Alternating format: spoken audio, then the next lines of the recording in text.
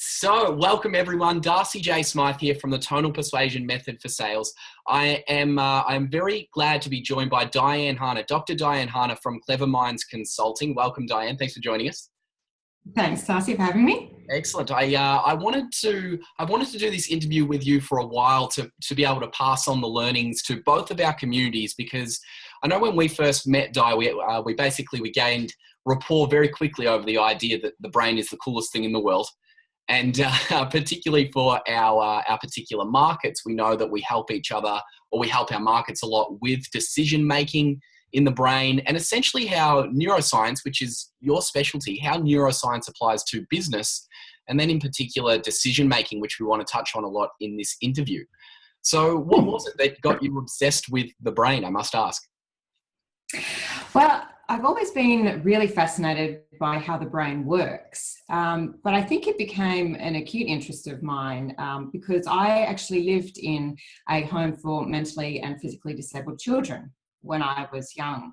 My mother was the matron, and so as a part of it, we lived in home with them, and so I spent many hours looking after these children, and I just became intensely interested about how brain dysfunction expresses itself in the body and why it happens in the first place. Wow. And then it was just a love affair from there, or? Yeah, it was. And my first foray into focused neuroscience research was actually my honours year. After I did my Bachelor of Applied Science, I did honours in forensic neuropathology. And I was looking at brains of boxers, people who box, and also dwarfs who had been involved in dwarf throwing. And both of these populations develop what's called dementia pugilistica, which is also called punch drunkenness. And so I was looking at the changes that happen in the brain in this disease. Extraordinary. Very niche area of study.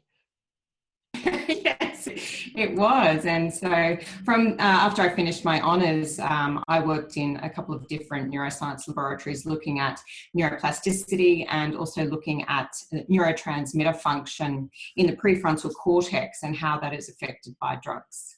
Nice. And then following that, I went to work in a laboratory that works on multiple sclerosis, and that's ultimately what I ended up doing my PhD on.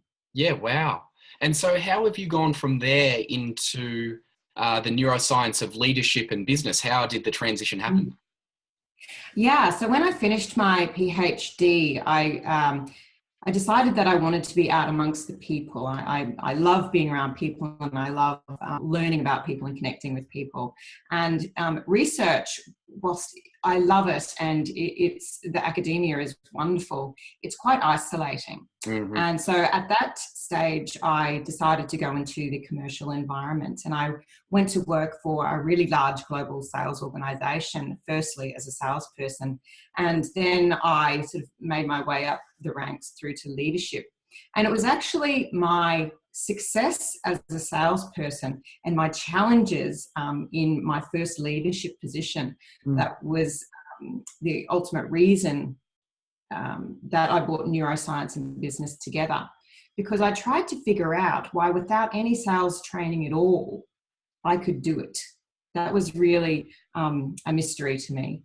And also why, when I first started in my leadership role, why it was so challenging. And I started to really be obsessed by performance and how I could understand myself to get better performance and also understand others from the perspective of leadership. And so I started to bring the neuroscience in with the business. And then I started my company, which is CleverMinds Consulting, which is what I do now. Nice. I must ask a question. I'm probably going to want to go a bit off the record here and ask this question. How did you find handling the fact that you know so much about the brain, so you can see it externally and you can analyze the brain as well as you can, but then also there was the internal journey that you were going on in terms of leadership and learning, selling, etc. Was there ever a part or a dissonance in you that ever said, I know so much about the brain, how come particular results aren't coming sooner, or anything like that? Yeah, it was actually a bit of an of course moment for me, actually, because I was like, why aren't I doing well at this? And then I thought, well, Everything we think, feel, say, and do is orchestrated by our brain. And I know quite a bit about the brain. So why don't I actually look at what's going on and how behavior is expressed, because everything that we do as a behavior is orchestrated by the brain. Yes. And see why people are doing what they're doing. And if I understand that, then I'll be able to be a better leader. Nice. And what was it, do you think, was some of the key? I know this is where we get into the crux of where people are watching this interview, things that they can actually use in their business to understand their buyers overall. And we discuss it a lot from a behavioral perspective, but I'd love to hear it from you, someone who knows the brain so intimately. What do you think is the key to getting people to make a decision, or what are the key factors involved in making that happen? Yeah. So the first thing that we need to understand is that as sophisticated as we think we are as human beings in today's society, our brain evolved in a time that was much different to the society we're living in now. So it has been evolving over millions of years. And so the society that we live in now is very, very new. So we have evolved. 99% of our evolution has been at a time when we were hunting and gathering in a very primitive society. And so that is what drives a lot of the responses and a lot of the thoughts that we have these days. And it's really important to understand that. So the organizing principle of the brain is that there's two main things that it's obsessed with. The first is to move us away from threat and towards reward, and to conserve resources. They're the two main things that it's obsessed with. And so they are really behind everything that we do. So when it comes to a sales situation and you're trying to convince somebody that they need your product, the first thing that you need to assess is this going to be a rewarding experience for them, or is this going to be threatening in some way? And when you understand what triggers people into threat and what triggers people into reward, that is absolute gold from a sales perspective. Nice. I know that one of the major findings I've found throughout, a lot of the sales training I've done with many business owners now, one of the major things is that if people can understand the threat that their service helps people move away from, i.e. the problem that it solves, or the pain that it helps people move away from, people buy 10 times faster than if you can describe to them the solution and the pleasure that gives them. It sort of goes counterintuitively to what we think we buy for as human beings. If we know that every purchase that we make is to move away from pain, in some way or another, sometimes we might not always be able to language it immediately, consciously, on that immediately graspable level. But I think that once you understand that about a service, you very quickly hold the key to why it is people buy from you. Yeah. Another thing is that the decisions we make are emotional. There is an emotion behind every decision that we make, and it usually comes first, and sometimes it's not rational. Mm-hmm. But when we understand the emotion that is driving a decision, that gives us key information as to how to communicate with somebody that we're selling to. Also, emotions are expressed in a non-verbal way first. So we have to become absolute experts at reading body language, at looking at facial expressions, tones of voice, as you are an expert in. Yeah. So my advice would be to get really good at that, but also to understand how you can adjust your body language and your tone of voice and facial expression to make somebody feel comfortable and to be more persuasive in that way. Nice. Would you even go so far as to combine what we've just said there and take it a level deeper? Would you even go so far as to say that a lot of our purchasing decisions are made by moving away from the emotions that we don't want to feel? Absolutely. Threat is so much more potent to us than the feeling of reward is. So, 5 times a second, all day, every day, we are scanning our environment for threat. We are intensely sensitive to it. Wow. So, yeah, it's we're not aware of it consciously. but it's always there. So we're always on the lookout for it. We will see what is wrong with something before we will see what is right with something. Yeah, wow. The modern business owner mind, I think that's why it's such a special thing as well. The entrepreneurial mind, because it's driven to see the opportunity where literally the brain is supposed to be geared to see threat. It's quite an extraordinary thing about the brain.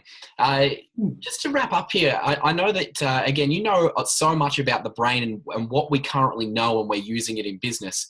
Where do you see the future of neuroscience sitting in the area of business? How do you see those two interacting into, the next 10 to 20 years to come? Yeah. There's been a real uptake of neuroscience, especially in the last couple of years. So I think one of the greatest advantages of understanding neuroscience is the level of self-awareness that it brings to us. So that would be number one. And also it that provides us an avenue of understanding the behavior of others. But the thing that is really on my mind at the moment is that our intellectual capital, how we use our brain and how we manage our cognitive resources, is going to become the absolute focus of our work in the future. The repetitive tasks, the automatic tasks, will be replaced with artificial intelligence.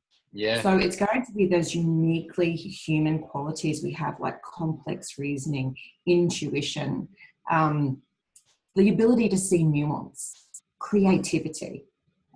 They will become so crucial to our success in the future. So I think in terms of neuroscience, and this is where I'm taking it as well, is to help people to manage what they have, to manage their cognitive resources so they can maximize their true potential. Extraordinary. I was watching an interview. I was reading an interview with Mark Cuban, who's he owns the Dallas Mavericks in the NBA. He's one of the world's foremost entrepreneurs at the moment. He's a very, very innovative kind of guy. That's understating it. But he said the same thing. He said in the last 10 years, where we've seen a switch from people moving away from university degrees and things like this that will teach people how to do a particular task. And what he believes is that in the next 10 to 20 years, very much like you said, that the university degrees that will become valuable again will be things like a psychology degree, like a philosophy degree, like a creative arts degree. These things that will really bring out the human emotion, or the true human nature of us, as opposed to the things that we can logically analyze and task, because they'll get automated. Yeah, extraordinary. I love it. Diane, thank you so much for joining us. I know I could sit here and listen to this all day, but I know people need to get on with their days and apply this stuff. So I know we will be doing many more interviews like this in the future. I know I'd love to. So I must ask, though, before we leave, what would be the best place for people to get in touch with you and your type of work if they want to know more? Sure. Well, my website is www.clevermindsconsulting.com.au, and my email is diane@clevermindsconsulting.com.au. I love the coffee and a chat, and would love to hear from anybody who's interested in learning more about neuroscience. Thanks so much, Di. Awesome. Well, we'll speak on the next interview, and enjoy the rest of your day. Thank you so much. Wonderful. Thanks, Darcy. See you. Bye, everybody.